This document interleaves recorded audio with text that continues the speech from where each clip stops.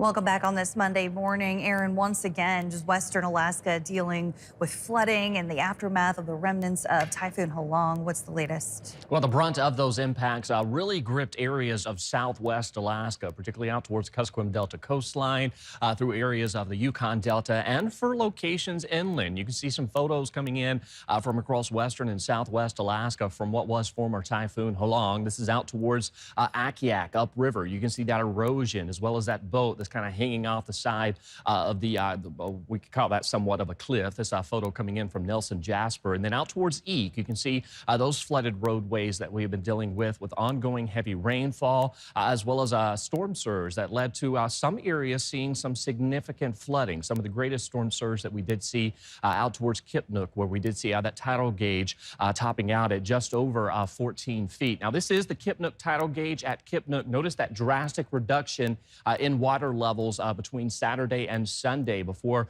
that storm surge did arrive. Now, latest reports showing that it did peak at 14.52 feet, with a record being 13 feet. So this was about 1.5 feet above the previous record, and we're still seeing some of that flooding that's occurring out towards western and southwest Alaska. Now, as far as what we're dealing with in terms of the winds, yes, we're still holding on to some gusty conditions across areas of western Alaska, but the core of the stronger winds, those are shifting to the north, particularly out towards the northwest Arctic Borough, areas of the slope, and then as you head out towards the Alcan border. So things will begin to calm down for many areas of western Alaska throughout today. With that said, you'll still see the potential for some flooding potential, as well as some heavy snowfall through areas of the western Brooks Range, and some ongoing rain could lead to some additional flooding. Now, as we transition into our Tuesday and Wednesday, we'll be watching another storm that's going to be building in south of the Aleutians. Now, the good news with this storm system is it's going to take more of an approach towards the southern coastline.